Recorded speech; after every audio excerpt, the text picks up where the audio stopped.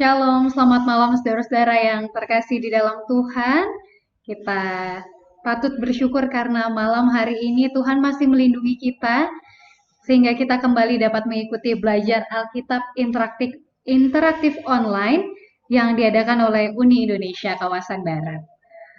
Saudaraku, di zaman yang saat ini begitu canggih, kita bisa mengakses informasi dari manapun. Tapi para pengguna informasi juga sudah mulai pintar. Biasanya kalau ada informasi baru yang ada, suka dibilang no picked hoax atau tanpa gambar, tanpa adanya bukti itu kemungkinan besar hoax. Nah, pada malam hari ini kita akan mempelajari sesuatu hal di mana di dalam Ibrani 11 ayat 1, hal ini adalah dasar dari segala sesuatu yang kita harapkan dan bukti dari segala sesuatu yang tidak kita lihat, yaitu iman. Kita akan mempelajari mengenai iman bersama dengan narasumber kita, Pendeta David Panjaitan. Pendeta David Panjaitan adalah Direktur Komunikasi dan AWR Uni Indonesia Kawasan Barat. Dan malam hari ini, untuk sahabat-sahabat tuli yang mengikuti belajar Alkitab ini, jangan khawatir karena juru bahasa isyarat kita, Kakak Vera, akan menerjemahkannya dalam bahasa isyarat Indonesia. Untuk mengawali belajar Alkitab online kita, marilah kita sama-sama berdoa.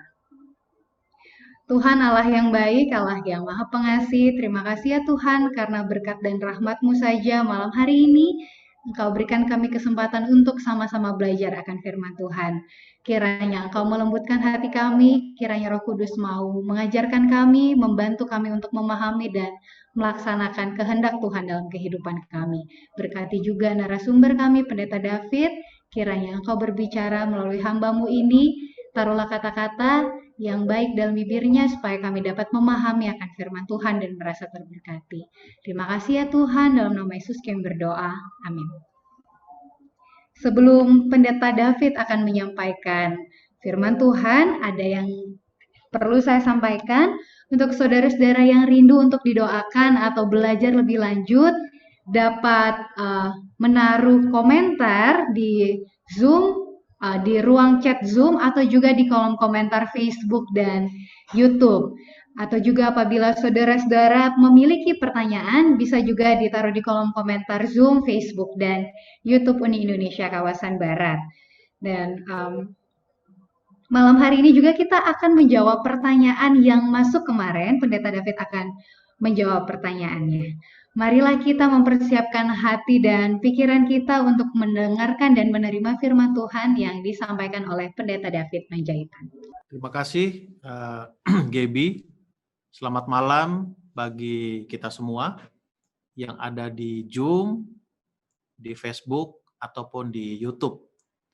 Sebelum kita memulai pembahasan malam ini, saya mau menjawab satu pertanyaan yang masuk melalui ruang chatting di Zoom. Kalaupun ada yang masuk di tempat yang lain, mungkin belum sampai ke saya atau ke panitia, di malam berikutnya kita akan coba membahasnya. Pertanyaan ini datang dari Saudara Benjamin Situmorang. Shalom, izin bertanya. Dalam hukum yang ke-6, Tuhan berfirman jangan membunuh. Ya, benar. Di dalam zamannya Raja Saul, di dalam 1 Samuel 15 ayat 2 dan 3, Tuhan berfirman melalui Nabi Samuel untuk membunuh semua bangsa Amalek. Apakah boleh membunuh dalam situasi tertentu? Apakah perintah kalah terhadap kebijakan? Baik, kalau kita baca Alkitab, lalu satu pasal, lalu kita penggal, maksudnya kita tidak baca dengan lengkap, itu akan mempunyai pengertian yang berbeda. Tetapi kita harus baca pasal itu secara keseluruhan, holistik. Ya. Jadi kita bisa lihat dan mengerti alur ceritanya bagaimana. Baik, memang benar di ayat yang ketiga 1 Samuel pasal 15 bagi pemirsa yang di rumah, yang mempunyai Alkitab, boleh silakan buka Alkitabnya dari 1 Samuel pasal 15. Untuk baca detail, mungkin saatnya sekarang, bukan sekarang, tapi kita akan lihat beberapa poin ayat yang akan saya bacakan sehingga kita bisa mengerti kemana arah daripada cerita ini. Memang di dalam 1 Samuel 15 ayat 3 Allah katakan kepada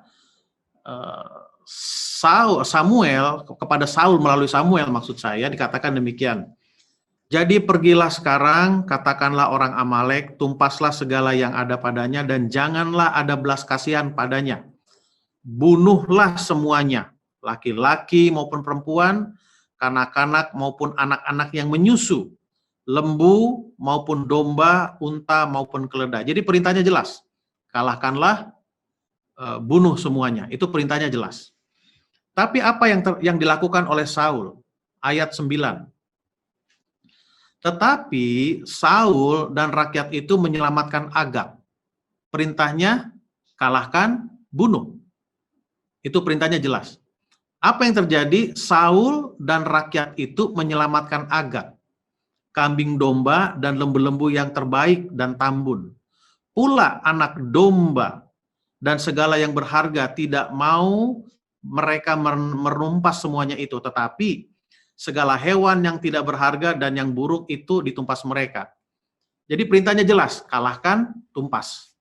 Yang dilakukan oleh Saul adalah rajanya diselamatkan, Raja Amalek yang namanya Agag, lalu binatang-binatang yang tambun-tambun, yang sehat-sehat itu diselamatkan, tetapi yang tidak sehat, ya mungkin timbangannya kurang, itu apa? Ditumpas. Lalu apa yang ya kita bisa ikuti ceritain selanjutnya. Lalu apa yang Saul katakan setelah Allah berbicara kepada Samuel, menegur Saul? Lalu apa yang Saul katakan dengan peristiwa yang dia lakukan? Berkatalah Saul kepada Samuel, "Aku telah berdosa, sebab telah kulangkahi titah Tuhan dan perkataanmu. Tetapi aku takut kepada rakyat, karena itu aku mengabulkan permintaan mereka." Oke, perintahnya adalah kalahkan, bunuh. Semua, itu perintahnya jelas. Tetapi yang dilakukan oleh Saul adalah yang jelek-jelek dibunuh, lalu rajanya dengan binatang yang tambun tidak dibunuh. Lalu di ayat 24, Saul berkata kepada Samuel, "Aku telah berdosa." Kenapa? Karena telah kulangkahi titah Tuhan. Ada satu ayat di dalam buku Yohanes 14 ayat 15 berkata, "Jikalau kamu mengasihi aku, kamu akan menuruti segala perintahku." Ekspresi daripada kasih adalah hukum. Ekspresi dari kasih adalah menurut hukum. Itu seperti yang kita bicarakan kemarin. Walaupun kita singgung sedikit, ada usaha untuk merubah hukum. Seperti yang saya katakan, bukan wilayah kita untuk cari tahu siapa yang mau merubah. Walaupun sejarah mencatat itu. Nanti lain waktu kita akan bicarakan. Saul dipilih oleh Allah untuk menjadi pemimpin bangsa Israel. Tetapi Saul menunjukkan bahwa dia tidak mengasihi Allah. Dengan cara apa? Dia tidak mengikuti perintah Tuhan. Poinnya perintah ya, poinnya perintah. Lalu ayat yang kedua. Kenapa Saul katakan aku telah berdosa? Di dalam 1 Yohanes 3:4 berkata, setiap orang yang berbuat dosa melanggar juga hukum Allah. Sebab dosa ialah pelanggaran hukum Allah. Saul dinyatakan berdosa karena melanggar perintah Allah. Itu clear, jelas. Nah, yang menjadi pertanyaan adalah, yang perlu kita luruskan, apakah Tuhan itu berubah? Hukum berkata jangan membunuh, kok di sini disuruh membunuh? Seolah-olah itu apa? Bertentangan. Poin pertama yang mau saya katakan, Allah tidak pernah berubah. Itu poin pertama. Poin yang kedua, kalau kita mengasihi Allah, kita menuruti segala perintahnya. Itu poin yang kedua.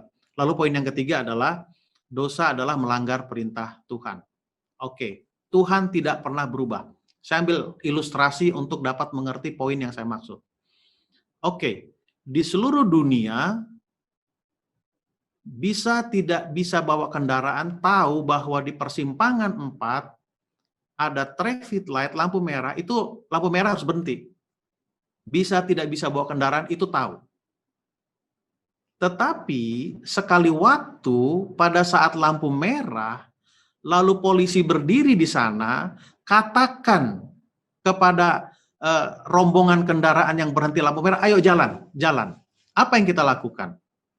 Kita buka jendela atau buka kaca helm, katakan, Pak polisi, bukankah peraturan berkata lampu merah itu berhenti? Enggak kan? Kita pergi saja berangkat. Dan kita tidak dinyatakan bersalah. Kenapa? Karena polisi yang perintahkan. Tetapi itu terjadi tidak membatalkan peraturan bahwa lampu merah di persimpangan jalan, perempatan jalan itu harus berhenti. Itu tidak merubah itu. Ada kasus-kasus tertentu di mana itu terjadi, tetapi tidak merubah aturan yang sudah dilakukan. Karena ada poinnya adalah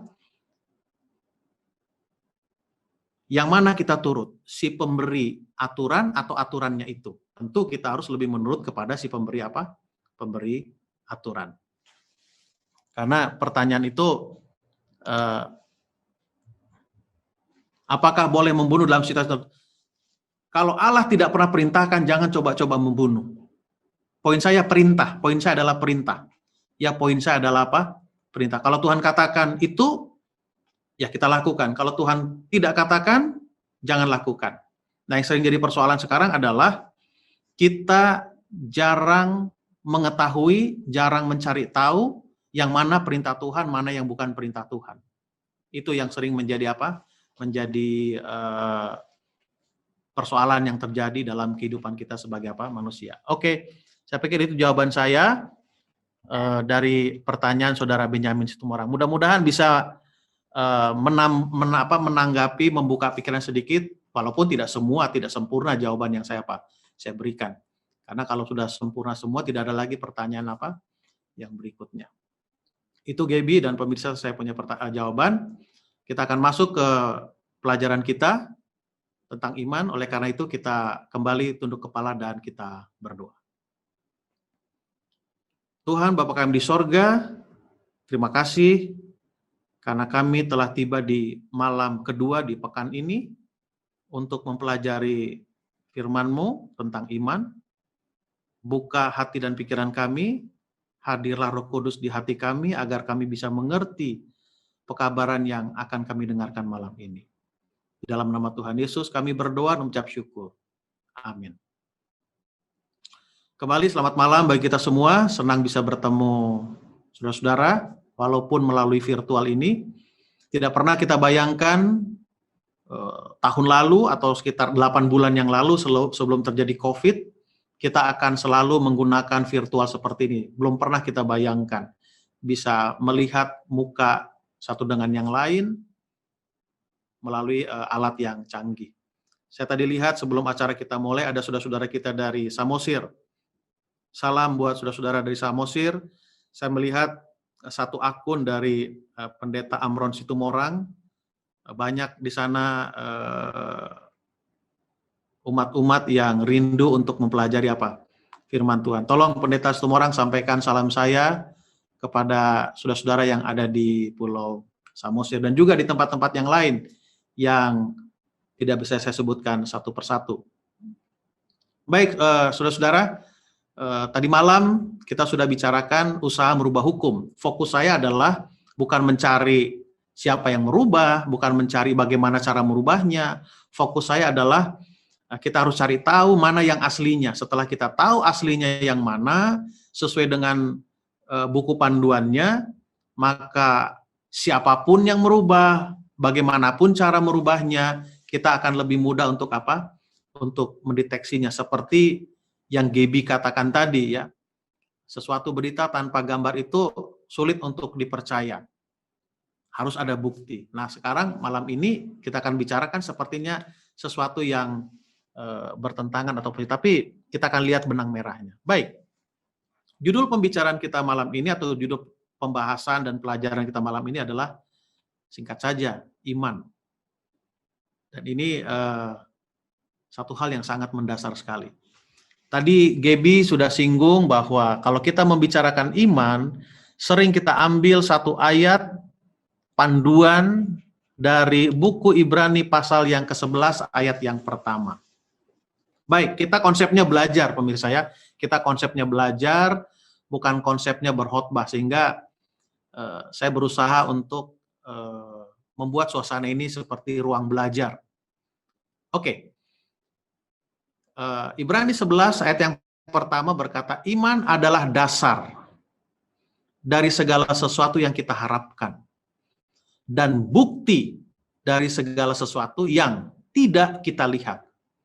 Ada 3 kata penting di sana yang saya buat hurufnya miring dan warnanya saya buat berbeda, yaitu warna hijau. Dari 3 kata itu yang akan saya lebih banyak bahas yaitu kata lihat. Tetapi 2 kata yang lainnya saya akan bahas sedikit saja karena itu ada benang merahnya yang perlu kita tahu. Oke, dasar itu kalau kita bicara bangunan, dasar itu adalah fondasi. Kalau kita bicara bangunan. Nah, kalau kita bicara tindakan seseorang, apa dasarnya? Motifnya apa? Ya, kalau ada satu peristiwa yang terjadi sering dikatakan triggernya apa, pemicunya apa. Jadi pada waktu Anda melakukan sesuatu, itu tentu ada apa? Dasarnya. Ya, tentu ada alasannya. Kalau kita membangun satu bangunan, tentu ada apa? Fondasinya. Jadi kata dasar itu pengertiannya adalah alasan kita melakukan sesuatu. Nah, dalam hal ini, ya alasan dari segala sesuatu yang kita harapkan. Lalu kata kedua adalah bukti. Bukti. Kalau saudara ingat waktu pendeta Rindu Hutapea membahas ini juga, iman tanpa perbuatan adalah apa? Mati. Jadi, action kita, tindakan kita, dasar tindakan kita itu tidak akan bisa diketahui orang kalau tidak ada bukti. Jadi, contohnya, saya tidak suka sama orang itu. Saya memukul orang itu contohnya. Kenapa? Karena dasar saya tidak suka sama orang itu. Nah, kita balik. Saya nggak suka sama orang itu, tapi saya diam saja. Orang kan tidak akan lihat. Orang tidak akan tahu apa yang saya rasakan dalam hati saya. Tetapi, orang akan tahu apa yang saya rasakan dari tindakan saya. Saya pukul contohnya. Atau kita balik yang lain. Saya senyum sama orang lain. Senyum. Orang kata, kenapa kamu senyum sama dia? Kamu kenal? Enggak. Loh, kok nggak kenal kamu senyum? Biar kenal, motifnya mau cari teman baru. Tapi kalau saya diam saja, tidak ada tindakan, orang tidak akan tahu apa motif saya. Bisa dapat poin saya, saudara-saudara. Jadi, iman adalah dasar. Jadi, iman itu adalah alasan kita berharap sesuatu dan bukti. Jadi iman itu harus dibuktikan. Harus dibuktikan sehingga orang tahu bahwa kita itu mempunyai apa? Mempunyai iman. Itu sedikit saja mengenai 2 kata yaitu dasar dan bukti. Nah, sekarang kita akan mengambil waktu agak sedikit banyak dari kata yang ketiga yaitu kata lihat. Kembali izinkan saya share screen ini atau melanjutkan slide ini dengan meng-capture atau men-screenshot dari saya punya komputer dari Alkitab Study, Bible Study, alkitab.sabda.org. Oke.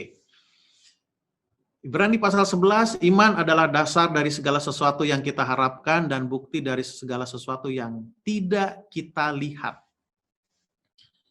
Kalau saudara perhatikan di sini, kata lihat, saya klik, bahasa aslinya adalah blepo. Ya, mudah-mudahan bisa terlihat di situ, kata aslinya adalah blepo. Kita tidak akan pelajari bahasa Agrikanya, bukan itu poin saya, tapi sekedar tahu saja kita, blepo. Nah, apa pengertian blepo? Lihat. Oke. Saya akan lanjutkan. Nah, kata blepo ini nomornya 991 dari bahasa Greka, diterjemahkan artinya adalah melihat, memandang, bersikap. Lalu dari kata melihat itu ada 3 pengertian. To see of the bodily eye, artinya melihat dengan menggunakan mata badan kita, yaitu panca indera kita. Itu poin yang pertama. Lalu poin yang kedua adalah metafora. To see with the mind eyes, artinya melihat dengan mata pikiran. Ya, melihat dengan mata pikiran. Lalu yang ketiga adalah geographical sense of place. Ya, geographical sense of place. Dalam bahasa orang mudanya mungkin ya sekarang itu javu. Saya pernah seperti pernah berada di tempat itu. Oke, saya mundur lagi. Kata lihat dalam bahasa Gerikanya adalah blepo. Nah, blepo itu artinya see, to see, melihat. Nah, melihat ini pengertiannya ada 3. 1, dengan mata badani kita, panca indera. Lalu yang kedua, metafora, kiasan, mata pikiran kita. Lalu yang ketiga adalah geographical sense. Oke, kita akan bahas ketiga bagian ini sedikit saja. Oke.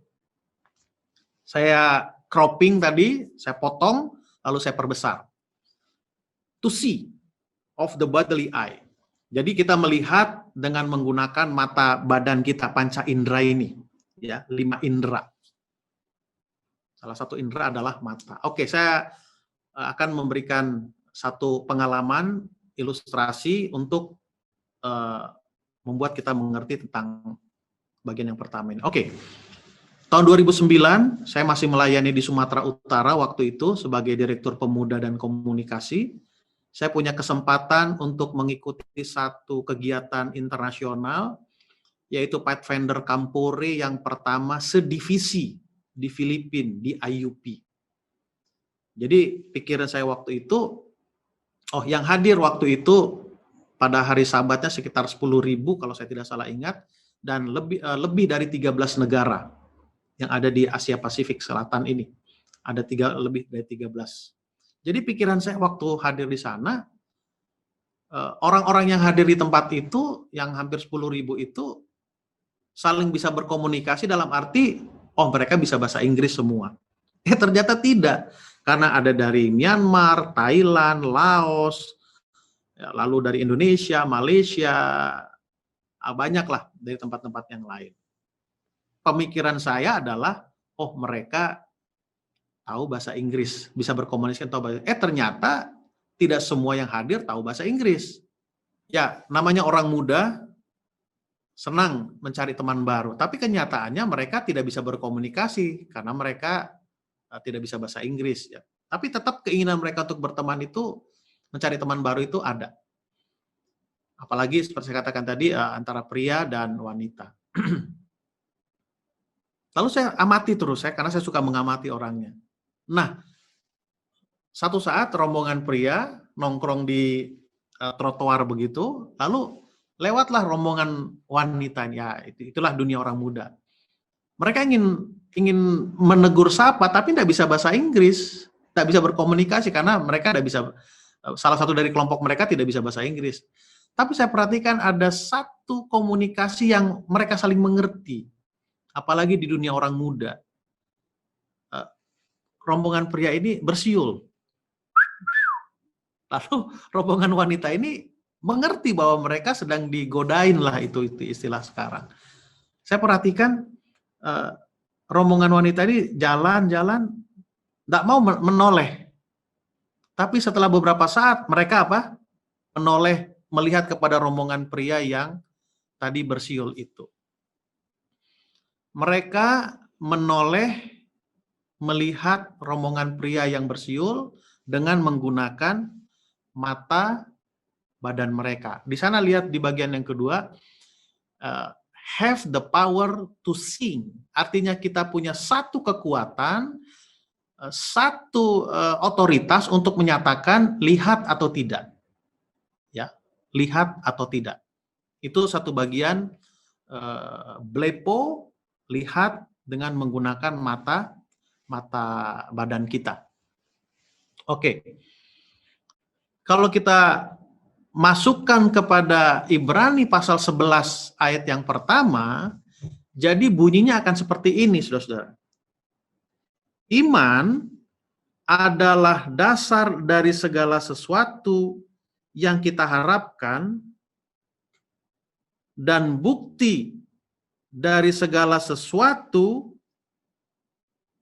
yang tidak pernah kita lihat dengan mata badani saya.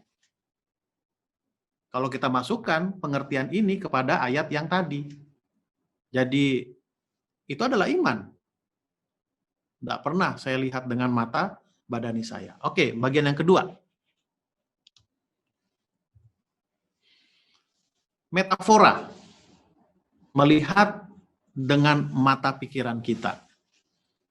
Saya orang Batak asli, saya marga Panjaitan, mama saya Buru Marpaung. Saya lahir di Pekalongan, Jawa Tengah, besar di Bandung, lalu kuliah juga di Bandung, di UNAI, tamat tahun 95. Setelah itu tamat langsung ke Sumatera Utara. Waktu kuliah di Bandung, banyak teman-teman yang asalnya asli dari Sumatera Utara sana, istilahnya dulu adalah BTL, Batak Tembak Langsung. Sekarang saya tidak tahu apa istilahnya. Jadi ada satu sebutan, ada banyak sebutan-sebutan lah sebetulnya, bukan banyak sebutan-sebutan yang umum di UNAI itu, dan ada satu sebutan yang saya ingat sekali. Nah, biasa di UNAI itu kampus ujian final, ujian akhir itu biasa ada hari Minggu jam 8 atau jam 9, 10, artinya masih terang. Nah, setelah selesai ujian, teman-teman keluar, mereka katakan, "Waduh, golap," katanya. Saya terus terang waktu itu nggak ngerti apa arti kata golap itu. Rupanya kata golap itu adalah gelap. Gelap. Padahal bayangkan, hari itu terang, benderang, tapi mereka katakan gelap. Itu adalah kiasan untuk mengartikan bahwa mereka tidak bisa mengikuti ujian itu dengan baik. Kenapa? Karena mereka tidak bisa mengisi lembaran jawaban dengan baik. Kenapa tidak bisa mengisi lembar jawaban dengan baik? Karena mereka tidak mengerti pertanyaan. Tidak bisa melihat dengan pikirannya. Logikanya tidak nyampe ke situ. Lalu contoh yang kedua, saudara-saudara. Bagi saudara-saudara yang terbiasa dengan bahasa Inggris, kalau seandainya ada orang bertanya, "Kamu ngerti? Are you understand?" Yang ditanya enggak menjawab, "Oh yes, understand," enggak. Yang ditanya akan menjawab, "Oh ya, I see. Artinya apa? Itu metafora, kiasan, bahwa dia mengerti apa yang dimaksud, apa yang diterangkan oleh yang memberi keterangan atau meyakinkan kepada orang yang bertanya bahwa dia mengerti atau tidak. Menggunakan apa? Menggunakan pikiran.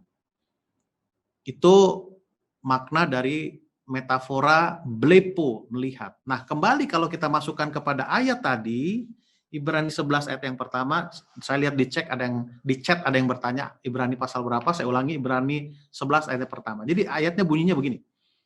Iman adalah dasar. Dasar itu trigger, alasan, dan sebagainya. Dari segala sesuatu yang kita harapkan, dan bukti iman itu harus ada action-nya. Dari segala sesuatu yang tidak kita mengerti. Tetapi pada umumnya banyak orang ingin mengerti dulu baru mengimani. Nah, ini yang sering jadi apa? Jadi persoalan dan sering dipraktekkan. Kembali saya mau ceritakan pengalaman, ilustrasi dari anak saya. Sekarang anak saya tingkat 3 di UNAI. Ini pengalaman waktu dia masih kelas 1 SMP. Sekali waktu dia datang sama saya, "Didi, aku mau dibaptis." "Oh bagus," saya bilang. Saya sebagai pendeta senang dong melihat anak masih kelas 1 SMP dia sudah mau dibaptis menerima Yesus Kristus sebagai juru selamatnya. Lalu saya katakan, oke, kalau begitu bicara sama mamamu. Lalu dia bicara sama mamanya, nggak tahu apa mereka bicarakan. Lalu dia datang sama saya, Di, mama nggak kasih izin. Loh kenapa? Saya bilang. Mama bilang, aku belum mengerti. Nanti belajar lagi lah. Oh, oke, saya bilang gitu. Berikutnya dia naik kelas 2 SMP. Kembali dia datang sama saya, Dedi, aku mau dibaptis. Oh, bagus, saya bilang. Semakin semangat saya. Kenapa? Karena saya dibaptis kelas 2 SMP juga waktu itu. Di Naripan, Bandung. Saya bilang, bicara sama mamamu. Lalu dia bicara sama mamanya. Lalu dia datang lagi ke kepala saya. Mukanya sedih, Di, mama nggak kasih izin. Oh ya? Udahlah. Terus apa kamu bilang? Saya bilang. Aku bilang sama mama begini. Ma, kalau besok Yesus datang aku belum dibaptis, aku nggak ke surga, mama tanggung jawab ya. Lalu mamanya berubah pikir, oh iya oke dibaptis. Sering kita berusaha ingin mengerti. Percayalah, kita tidak akan pernah mengerti sepenuhnya tentang Tuhan kita. Kalau kita sudah mengerti, ya bukan iman lagi namanya. Itu sudah pengetahuan. Tapi ini adalah bicara tentang apa? Tentang iman. Dan akhirnya Jeremy dibaptis kelas 2.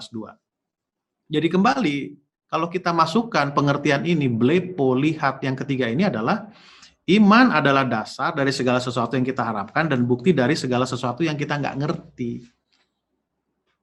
Abraham tidak pernah mengerti kenapa Tuhan suruh dia mempersembahkan anaknya, laki-laki Ishak. Nggak ngerti dia. Bingung dia. Hal yang sama juga dilakukan peristiwa yang terjadi dalam 1 Samuel 15. Samuel tidak pernah mengerti kenapa Tuhan katakan tumpas itu. Tapi dia sampaikan. Saul berpikirnya berbeda. Kenapa harus aku tumpas? Rakyatku mengatakan tidak. Aku lebih takut kepada rakyat daripada kepada Allah yang memilih dia. Kan jadi ceritanya jadi apa? Jadi berbeda ceritanya. Jadi kembali kata lihat bagian yang ketiga adalah mengerti. Oke, sekarang kedua maksud saya. Sekarang kita masuk ke yang 3. Geographical sense of place. Saya katakan tadi Javu. Pernah ada di tempat itu.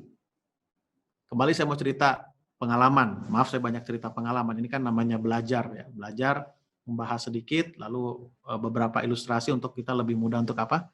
Untuk mengerti. Saya SMA di Naripan, Bandung. Tinggal di Cimahi. Jadi ada teman dekat saya, tapi sayang dia sudah almarhum sekarang, sangat dekat sekali. Jadi malam minggu kami sering sama-sama laki-laki ini. Nah sekali waktu kami, ya namanya anak SMA ya, anak muda, berkunjung ke salah satu rumah cewek lah. Jadi kami cerita-cerita, ngobrol panjang lebar, nggak ada yang pacaran tapi berkunjung saja. Lalu kami cerita tentang Pangandaran. Waduh cerita, dia banyak cerita. Oh ya Pangandaran tuh begini. Saya yang sudah berapa kali ke Pangandaran, bengong juga dengar cerita. Oh iya juga ya, hebat ya pengalaman dia di Pangandaran. Udah, lalu kami pulang, saya tanya sama dia. Kamu pernah ke Pangandaran? Belum. Loh, kok bisa kamu cerita Pangandaran tapi belum pernah ke sana? Sudah tahu apa yang dia katakan? Saya membayangkan Pangandaran itu seperti apa yang kamu ceritakan. Jadi saya cerita dari awal, dia bayangkan, oh Pangandaran tuh begini, lautnya begini, pantainya begini. Dia pernah merasa ada di tempat itu. Itu pengertian blepo. Jadi kalau kita masukkan kepada kata iman ini atau ayat iman ini, iman adalah dasar dari segala sesuatu yang kita harapkan dan bukti dari segala sesuatu yang tidak kita pernah alami. Abraham belum pernah mengalami dalam hidupnya beragama dengan Tuhannya, mempersembahkan anak laki-laki sebagai persembahan. Sementara di sekitarnya melakukan hal itu. Tapi Tuhan katakan, persembahkan. Abraham tidak pernah, dia tidak pernah kata, oh Tuhan, bukankah firman Tuhan berkata begini, begini, begini, begini, ini begini, begini, begini. Dia tidak pernah katakan itu. Dia katakan, oke Tuhan, kalau itu engkau perintahkan, aku akan apa? laksanakan, aku akan jalankan. Walaupun akhirnya kenyataannya Alkitab mencatat dan kita sama-sama tahu Abraham tidak jadi mempersembahkan Ishak sebagai persembahan, walaupun dia tidak tahu bahwa Tuhan akan menyiapkan anak domba di bukit itu. Itu pengertian tentang apa? Tentang iman, sehingga Abraham dikatakan bapa segala orang percaya. Ya, bapa segala orang percaya. Oke. Saya sering katakan iman, pengertian iman itu jangan hanya Ibrani 11 ayat pertama, tapi harus dilengkapi dengan ayat yang ketiga. Karena iman kita mengerti.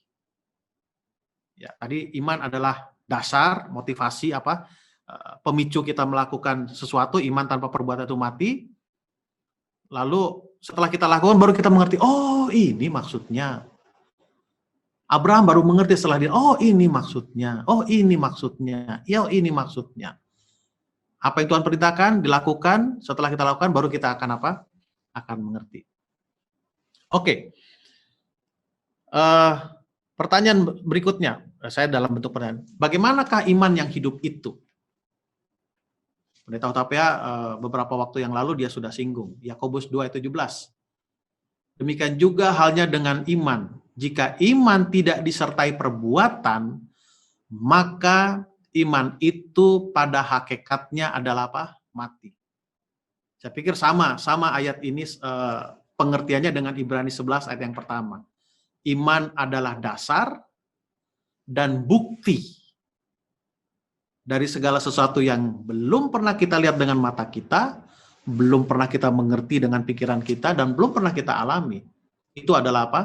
Adalah iman. Oke. Lalu yang berikutnya, pertanyaan berikutnya adalah bagaimana agar iman itu hidup? Kan ini pertanyaan penting juga. Bagaimana agar iman itu apa? Hidup. Oke. Di dalam Roma 10 ayat 17, jadi iman timbul dari pendengaran. Pendengaran akan apa? Akan firman Kristus. Jadi apa yang kita lakukan sekarang ini, apa yang saudara-saudara ikuti sekarang ini, prinsip dasarnya adalah bukan bagaimana mengerti, bukan itu prinsip dasarnya. Prinsip dasarnya adalah bagaimana agar iman kita itu tumbuh. Bagaimana agar iman kita itu hidup. Dengan cara bagaimana iman kita hidup? Dengan cara kita mendengarkan firman Tuhan. Ya, firman Tuhan apa yang kita dengarkan? Pendeta Manulang, Pendeta Cakra, Pendeta Roni Wenas, Pendeta Soni Sipayung, sudah banyak bicara. Oke, Tuhan katakan, ini loh makananmu,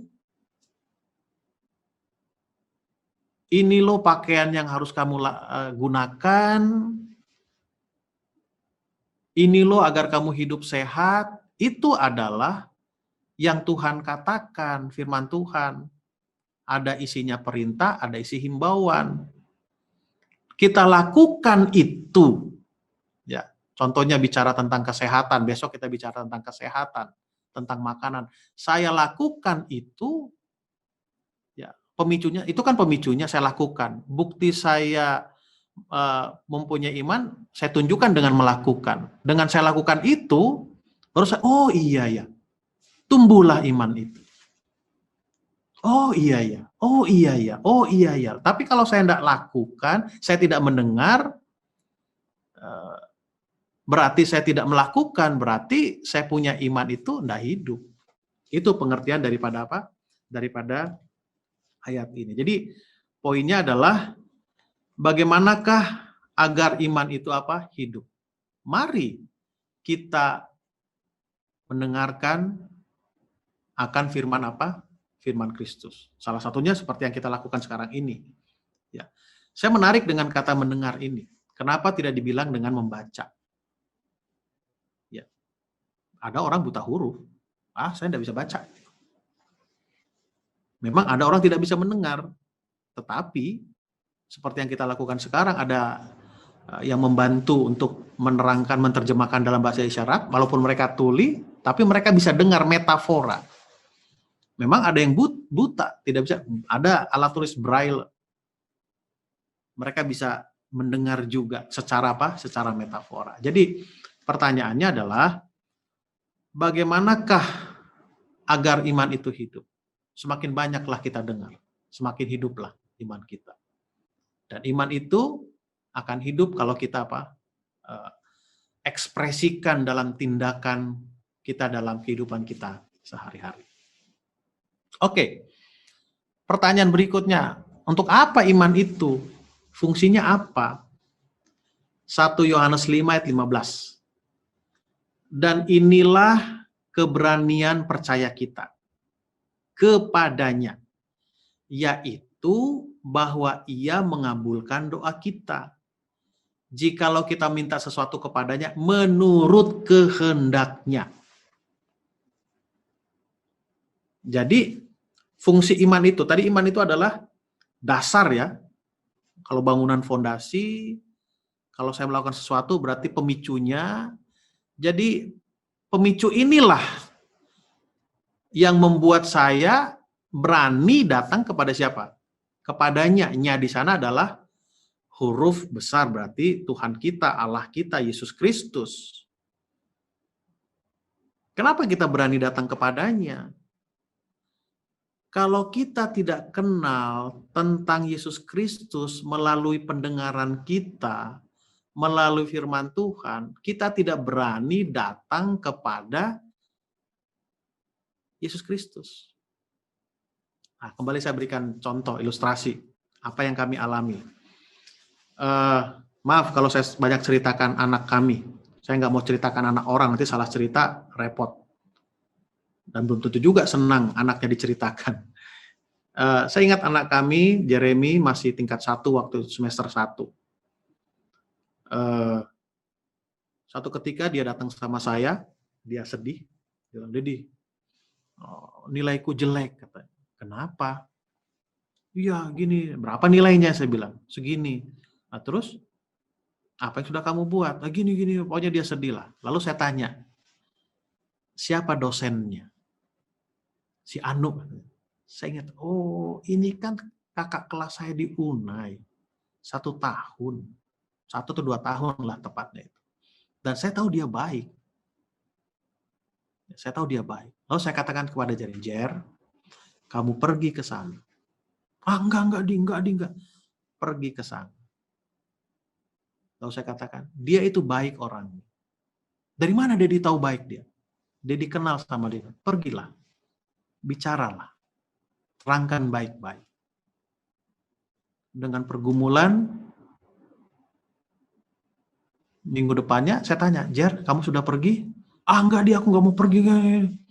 "Pergilah, nak. Dia dikenal dia orangnya baik, tapi enggak usah kamu perkenalkan diri kamu anak siapa." Pendek cerita, lebih dari 3 kali saya yakinkan dia dengar bahwa dosen itu baik. Sehingga dia punya keberanian untuk pergi ke sana. Dan akhirnya, puji Tuhan, setelah diterangkan, rupanya ada salah pengertian, sehingga nilainya bisa apa? Bisa dirubah. Saya bukan mau menceritakan masalah nilai dan anak saya, bukan itu poin saya. Poin saya adalah, semakin sering kita dengar, dan semakin tahu kabar orang itu baik, maka kita mempunyai satu keberanian untuk bertemu dengan orang itu. Sama dengan ini. Kalau kita tidak pernah mendengar kebaikan Yesus Kristus di Alkitab, kalau kita tidak pernah dengar janji Yesus di Alkitab kepada kita, manusia yang berdosa, percayalah, kita tidak akan berani datang kepada Yesus Kristus. Itu sejalan dengan ayat yang tadi, Yakobus tadi. Iman timbul oleh karena pendengaran. Walaupun belum dilihat. Ya, banyak cerita di Alkitab bagaimana orang yang mendengar tentang Yesus, belum pernah bertemu dengan Yesus, dengar mereka, tapi mereka berani bertemu dengan Yesus sehingga dapat apa? Dapat sesuatu yang mereka perlukan. Ya, seperti 10 orang penyakit kusta, Sakeus, banyak sekali. Oke, bagaimana agar firman itu hidup? Sebab karena kasih karunia kamu diselamatkan oleh iman. Ini sebenarnya fungsi daripada iman.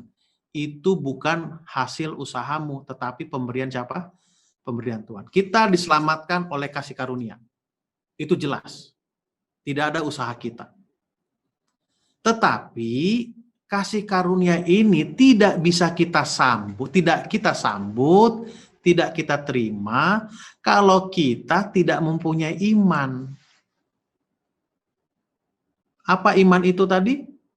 Dasar dari segala sesuatu yang kita harapkan dan bukti dari segala sesuatu yang tidak kita lihat. Jadi kita sama-sama tahu ayat ini berkata bahwa kita diselamatkan itu oleh kasih karunia, bukan oleh karena perbuatan kita.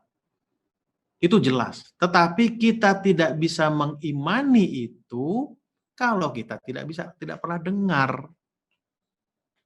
Iman kita akan mati kalau kita hanya dengar tapi kita tidak tidak hidupkan.